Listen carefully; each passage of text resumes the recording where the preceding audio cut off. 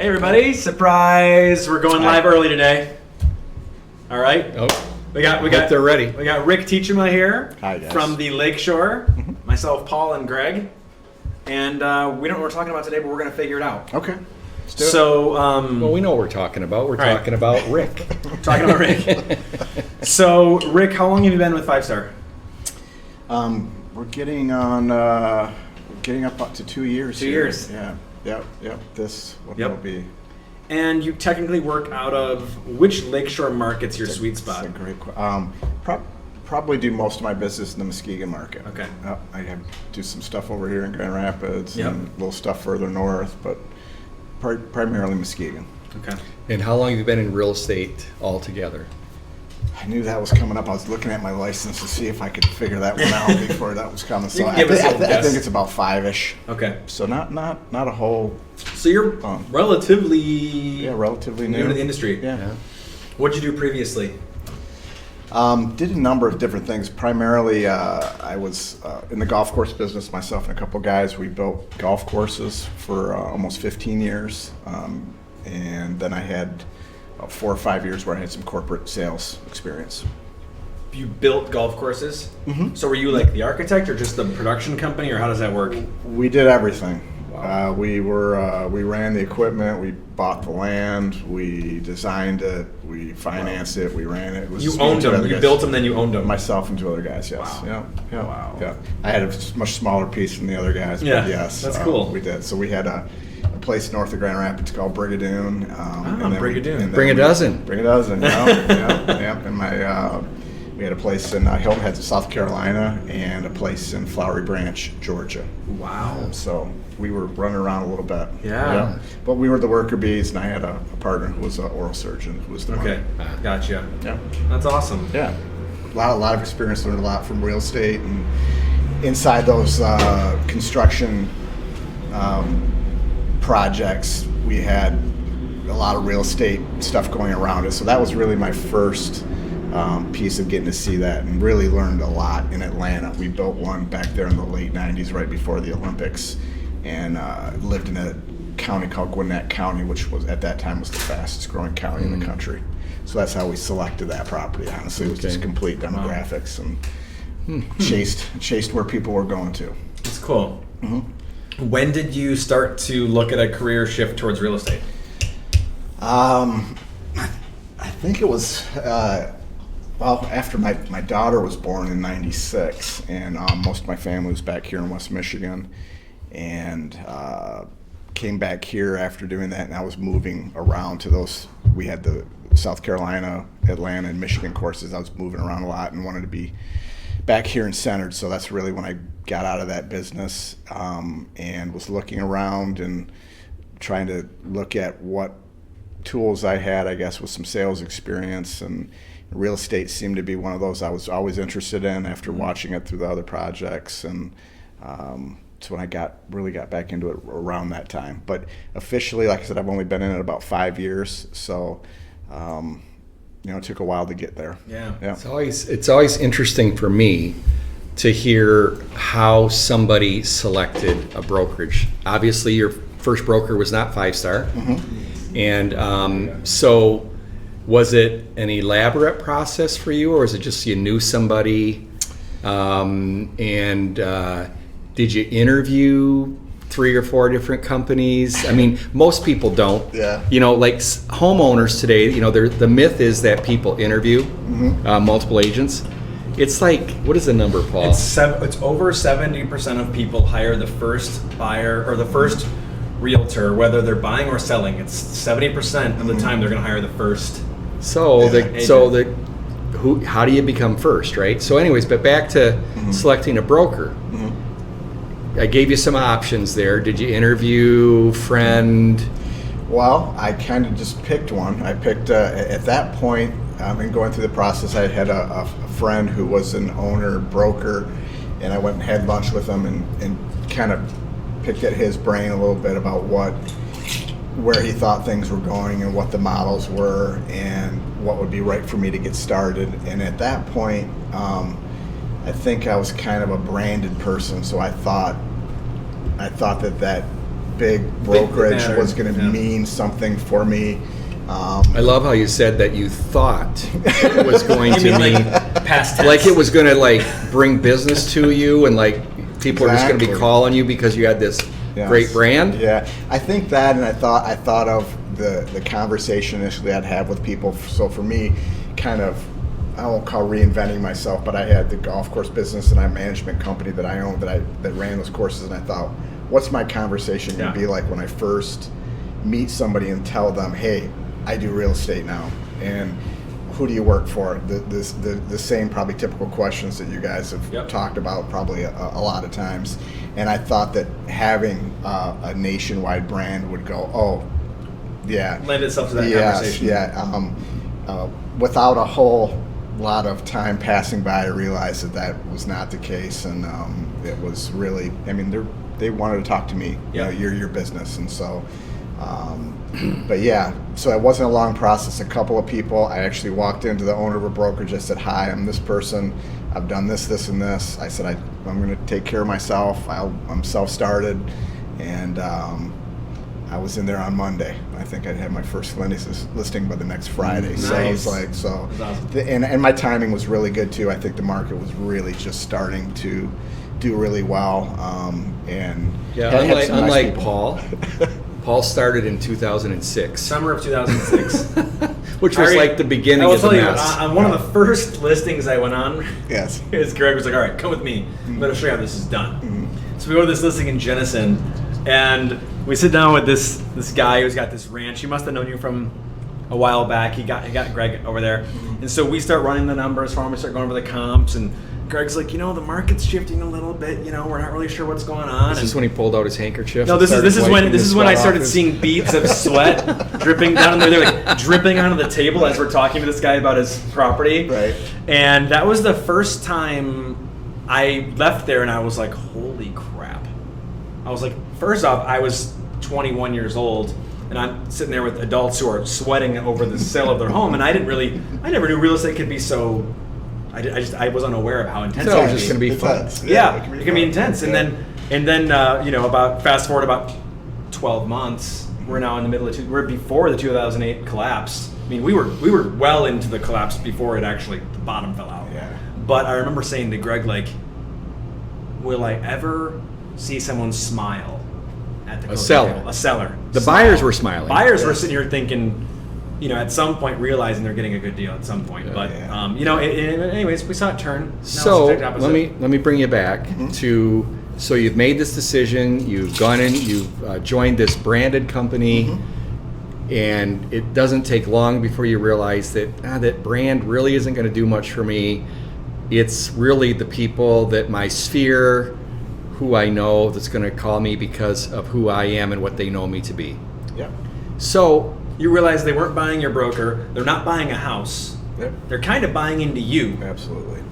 And so at that moment now, somehow between that 5 years ago and then 2 years ago, you got to 5-star. And I'm always curious.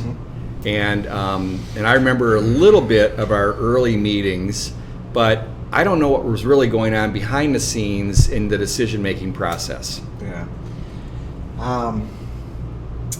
It was just really, for me, it was just a business model that you guys have already discussed. It was like it was agent centric. It was agent first, and after a couple years of looking at some of the brokerages, a lot of other people that you feel and you work hard and you're pretty successful at it, and you kind of go through your numbers. You look at it and go, wow, this is all me, and I don't feel like I'm being compensated for all me.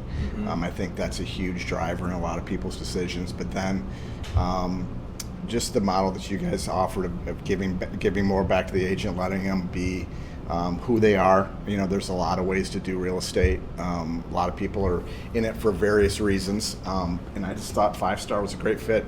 Meeting Jackie Root. Going back to how things started. She was pretty instrumental in getting the ball rolling and staying after it. But watching you guys grow over the time frame that I was evaluating that, and then not ever making a change in real estate, I think that was probably would have happened even faster. I wish it would have happened faster. for me. There would have been more money in my pocket, but that was part of the process, was just not knowing, like, how should I jump this, how do I jump it. It was and the process of changing brokerage for me was very I want to be nice about it. I don't know, it wasn't like a corporate transfer. For your corporate job, you're moving from one brokerage for another, and it's just rough. It was not as professional as I thought it would be. And I watched a couple other people actually do that with you guys that had made the change over to you, and I thought, wow, those guys were brutal on that person. I thought it'd be a much more professional exchange. You're talking specifically now about the broker they were leaving? Correct. Versus, so it being rough It got on ugly. that side. Yes, and So you're saying it was a very ugly break. It was they're bad breaker uppers, right? Yeah, So yeah, it was not a amicable. Yeah, it was like, thank you for your time, thanks for Yeah. working with me, and Yeah. this is what's best for me or my family. And so that part, I think, that slowed me personally down just a little bit. I think most people are, I as a loyal person wanted to say thank you. Yeah. I got started. It was my first place that I had been in real estate, and everybody treated me pretty well. But watching that breakup with other people, it gave me pause. Yeah. Yeah. So, so flashing forward now, I guess what I'd like to get into a little bit right now is talking a little bit more about your business itself, and tell us a little bit about what is it that you've been trying to do, and what has happened, and what your goals are. Okay. Yes, good. It's been fluid. It's changed around a little bit. So when I really, my first part of real estate wasn't selling. So when I finished with the golf business and I came back here, I thought I wanted to start to build an investment portfolio of real estate. And so I went out, as I talked about a little bit, I did this. I purchased my first, it was a bank property then. After watching it for way too long, and said, I can do this. And so I did that, and it was actually a flip, and I did really well with it. And then I did it again, and I did it again. And after I got into it, and I was having a person that I went to that branded brokerage from was helping me do this as I was doing a lot of the work up front and then the selling part, and I watched it happen 3 times and went, whoa, I got to do this myself. Yeah. So for a number of reasons. One, I wanted to have the market information first, as things were, at that time, the bank properties were getting smaller and smaller. And then also, obviously, I thought that would be another component of my business. So that's kind of how it started. And then the market, again, things were fluid, and timing was pretty good, where the market was appreciating better and things were getting going, and my sales part of my world kind of it did really well, at least for me. I thought it was. I think my first or second year I did about 30 transactions, which was a lot to me, I thought. Well, it's probably 4 times the industry average right now. Yep. But spent a lot of time in those early days. I had a business degree from Western, so in marketing, and I had helped start 3 different businesses with the golf that all had marketing and management and all the different components that business has. And so I looked around at this business, and I had some investment funds to market, and realized that this is something I can do for a long time, and started investing in marketing and promotion, the money that I had made from some of the flips and some of the early sales on that business, and put hard back into the business at that point, and said, if I do this for a while, I saw that vision to go, okay, and heard a lot of, sorry, that's me. That's Sorry. okay. Tom, can you mute that? Just hit the side button. I thought it was done. Sorry, guys. Can you? No worries. Yep. So anyway. Yeah, and so, sorry. Put this down. So you were investing back in your business. Investing back in the business, wanting to build that base of customers, I think, that any business wants, and did that pretty well. And each year put, I think my rule of thumb was about 15 to 20% back of whatever my gross was, is that I wanted to put back into the business, whether in marketing funds or education for me or whatever I could do to help improve myself to be a better person in real estate. So, but that's kind of how I get there. And it was pretty simple. I picked up the phone, I hustled. Anytime that phone rang, I think my first couple years, for sure, I didn't really have any personal boundaries for myself, which I know a lot of people don't have the luxury of having. But picking that up and getting to everyone back, pretty common sense rules of business of answering the phone and doing what you're going to say to people and hustling, and I think it's done pretty well for me. So, no flips today? No flips. I just have. So what happened is after the flips, I had done a few of those. I had bought a couple of other properties that I thought I was going to. I fixed them up, and I had a person that came through my family that was having a tough personal time, and they wanted a rental in a particular place that I had bought that property. And so I became an accidental landlord, is what I say. So that started that process, and then after watching that for a couple years, I thought this is okay, and I watched some of the other real estate people that were in that business, and I thought this is a great diversification for me as a real estate person to have this, the real estate and the market have swings, and to have this stream of income would be a nice thing to kind of soften any kind of blow that might happen in that. So I was looking in terms of a longer out vision for that. And I think I got up to about five different rentals, and then the market became really good, and I felt like I was being greedy with some of them, so I sold a few of them, and I've kept a couple of them just to kind of rebalance my portfolio, I guess, if you'd say. And meanwhile, doing that stuff and then balancing the sales component, it kept me super, super busy, and that's a quick snapshot of kind of how I got in here. All right, so now what about your goals? Where you're going? That's a good one. There's so many different things to do in real estate, and I love to do them all. So I like the actual work that in terms of reno and flip. I've got a real talented group of family members who are builders. My dad's retired, who's handier than I'll ever be, and so we've spent a lot of that time. That's been a nice benefit of us working together on some projects to spend time together. I'd like to probably get back to maybe rebalancing myself out a little bit. I'd love to add one investment property per year for me. I'd like to do that. I'm 50 years old, so I'd like to do that for maybe another 5 years, and then just continue my same trajectory in terms of sales pace. Yep. How many homes do you hope to sell a year? What's your target?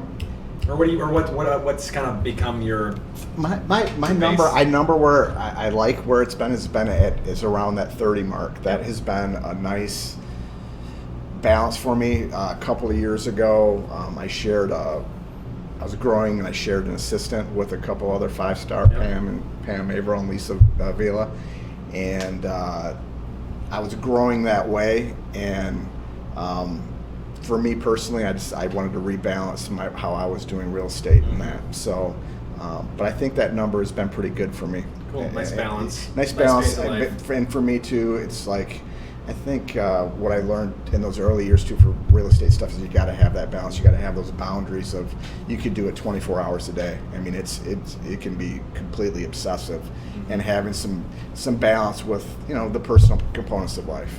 So when you think about what you've done so far and what you'd like to do, what would you like to, if you could focus on, kind of clear the decks and focus right now on how to grow your real estate brokerage, how to sell more homes? What would you do? For me personally, at my mark about 5 years, and I've started doing this last year, is really concentrating on my relationships. I did a pretty good job in the beginning of my past sales, if you will.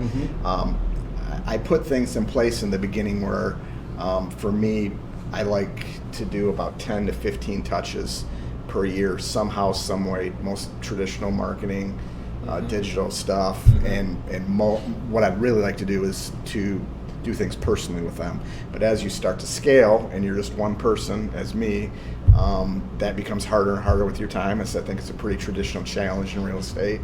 But that's what I like to do. I think those relationships. Tell us, dive in just a little deeper, and like, okay, so what are you going to do to, let's say you're going to try to touch them 10 or 15 times. What is it that you want to do that maybe you haven't been able to do, that you really want to do to build that tightness with those relationships? What is it that I want to do? I think some of them is just finding the way or the medium to bring those people together. I know a couple of our conferences that we've had here, there were some guys up on stage that had some really good ideas about doing event-based thing. One of my last idea, I was at the LPGA golf tournament where they had the taste out there, and I was invited actually by a client of mine to go out there, and so I thought that was a great venue to have a lot of different people, because you've got different types of clients. You might have had that. It's tough if it's your event to kind of have them intermingle, and I thought that would be a great place to invite a lot of people, my clients, all at once, and a great place to have personal time with them. So you got well, not quite, not there yet. I'm gonna keep digging. Keep going. So, do you send out a monthly mailer? So traditional mix of marketing stuff. I do. I probably do 6 different digital type of, I guess, emails. Are they off the factory shelf, or are you creating them? A mix of both. Okay. I've changed it over the years. Initially, when I got started, I felt like I was like, wow, this is really busy. So I was buying pretty much just stock things I was putting out. Stock emails, very not personal, and that's the part for this business. Is like in the beginning when you're growing it, at least for me, everything was very personal, and I really enjoy that part of the business. But as you start to scale, like you feel like you need to do this more mass type approach, more generic. And it's not what I want to do personally. But it just becomes tougher and tougher just because of time. How about phone calls? Phone calls, definitely try to touch those people at least. I'm not as good as I should with them. A lot of the people I see kind of bumping in different places, we're out and about through things, but probably I'll be lucky if I do it maybe 3 times a year. So That's pretty good. I mean, yeah, but so again, between some of the postcard stuff, and I'm always tinkering with that mix, or like I said, that idea with I think I can't remember the guy's name at one of our conferences, but he did like a full movie thing, or some place where you can get a bunch of people in one place, and that's kind of good for all of them, and have a quick personal time with all of them. So I mean, I've tried to do some of the meet with them for a coffee in the wintertime, or when things kind of slow down a little bit with the general real estate. So I'm always monkeying with that mix. So you are staying in touch with them after the Absolutely. transaction. And as you get out into my, I guess, 5th or 6th year, you realize how many of those other people have became business down the line. And I don't know, you guys, it's probably bad to say, but there's probably a number where you hear a lot when you make it past this year, it starts to get. What was the old saying you used to say? I was taught way back when that if you take care of people for 5 years, Work your butt off for 5 years. work your butt off And for take care of 5 them. years, just going way out of your way for everybody and making sure that everybody's happy. It's hard to do. Those people will take care of you for the rest of your life. Yeah, I'm seeing some real big dividends. I would say that's probably not that far off. I've measured that where the referral business, and up front, I kind of knew, just like any business, you have to spend really hard marketing wise to get, or at least I felt that was the quickest way when the environment was so good for business. And so I was pushing hard through paid advertising or whatever else I could do to help generate more business. And I've seen that, and I thought that 4 or 5 years. Some agents are just, very off the cuff. They do a lot of things. They go to a lot of places. They're involved in a lot of things. Other people are more systematic.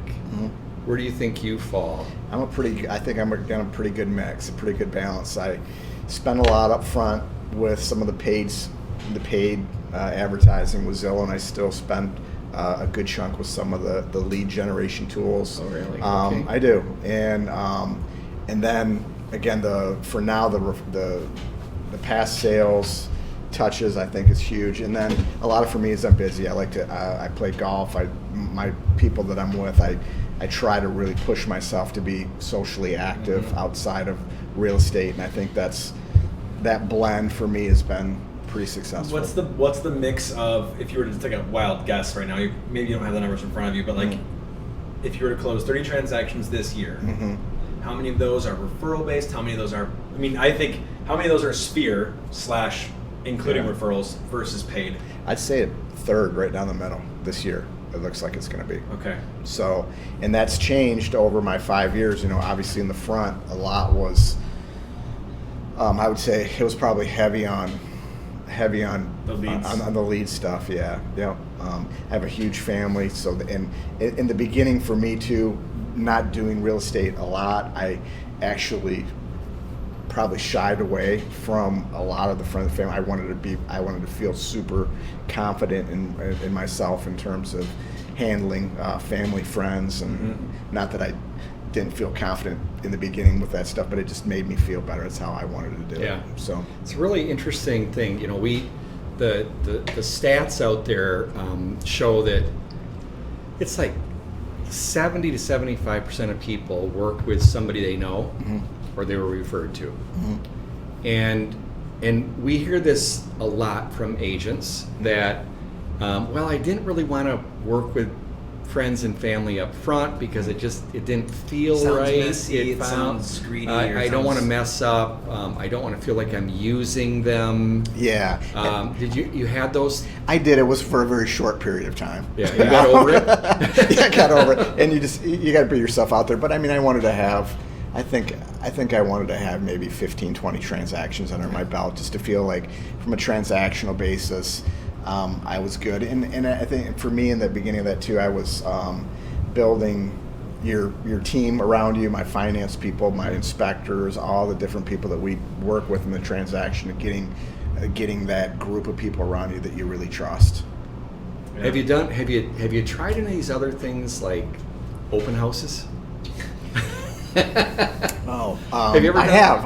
Yeah? I have done a few of those. Not a lot. All right. Not a lot, I'll be All quite right. honest with you. Yeah. And probably should do a little bit better at that, but I haven't done a lot of right. that. And I have. I'm going to guess you haven't done door knocking. I have not done a lot of that. I think the social part for me has been pretty good in terms of talking real estate. How about Facebook? I'm a very late adapter for All that. right. I really have not spent a lot of time. I've talked with Mary, our marketing person, a little bit more. I could do a lot better with that. I don't know why I haven't done it, but I would give myself on a score of 0 to 10, 10 being best, I would be about a 2. So you're not really on Facebook? No, I do it with friends and, real, very generic pieces of it, and I don't know. It's okay though. You don't really. I was just reading an article yesterday, and it said the 3 reasons why no one cares about your real estate business page. Yeah. And it was like very interesting. And the reasons, and this is true with Facebook and realtors. Check this out. Do you know that there's no other profession that posts more on social media than real estate agents? We are the number 1 users of social media out of any single profession. I kind of could guess just looking at my feed. Yeah. At least, but I'm friends with a lot of realtors. Yeah. But and they said the reason no one cares about what we do or what we say is that we usually post about our listings, our open houses, and our sales. Yeah. And then when so everything we're posting is very self-centered. It's a look at me, look at me, look at me, look at me, look at me. Our content isn't really for our viewers or for our friends. So anyways, I think it's good that you're not out there just screaming from the rooftops constantly that you're in Yeah. real estate, because people would very quickly just shut you off. Yeah, I'll post some of my listings. I mean, I've read some of those rules where it was make 80, 70, 80, 20, whatever. 70, 30 personal type of touches. And Yeah. I use it more for staying in communication with people and know that I'm going to see those people at some point. And You know- but yeah, I could do better and do more. I'm probably know what? about 90-10. One of the best things I think you could do with social media right now is don't talk about all your open houses. I mean, feel free to share them every once in a Yeah, while. yeah. Like you just said, 80-20 kind of thing, or 70-30. But comment on other people's posts.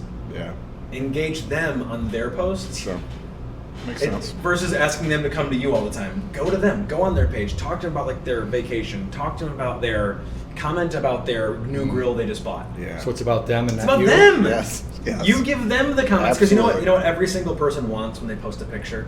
They want likes and they want comments. Sure. Dopamine. Dopamine. It is, and it's an actual literal dopamine release Yes. when they get those. Yes. And I'm saying, go out there and give it to them. Give them what they want. But anyways, I'm gonna try to be better. all right. So I'm how trying we to do? be We, I think we're nearing our Yeah. time. We're 12:45 right now. Okay. We're at 31 minutes.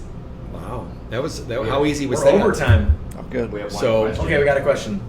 It's actually from Mary Scouts. Uh-oh. She says, Why aren't you doing more Facebook? Yeah. She said, we met a while back and talked through Facebook ads. Did you decide to launch some of those? If so, how did they work for you? And if not, when should we meet? Yes, if not. Or if not, why? You know? No, I did not, because the particular property that I was working with, I had put under contract, so it was a very case-specific thing, and I should do that because I do have some other things, so we should meet soon, Mary. Thank you, Mary. Yes, and So- thank you for your time. Yeah. So as we close it up, Mm-hmm. what's your? I mean, if you could boil it down, what are you going to focus on? I try to keep things really simple.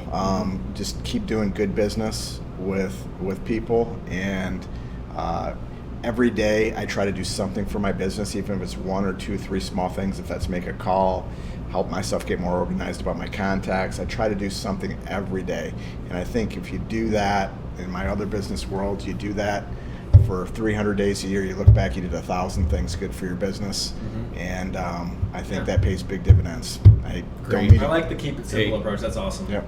I like doing something every day. One thing. Yeah. Yep. Just do something, right? Yep. Do something if So, it's well, wrong. hey, thank you, Rick. Appreciate you driving over from Muskegon. Thank you guys for you. everything you've done. And Gotta give you a high appreciate it. five. Absolutely. Appreciate it. Alrighty. All right. Okay. Thanks. Thank you. Yeah. Thanks, everybody.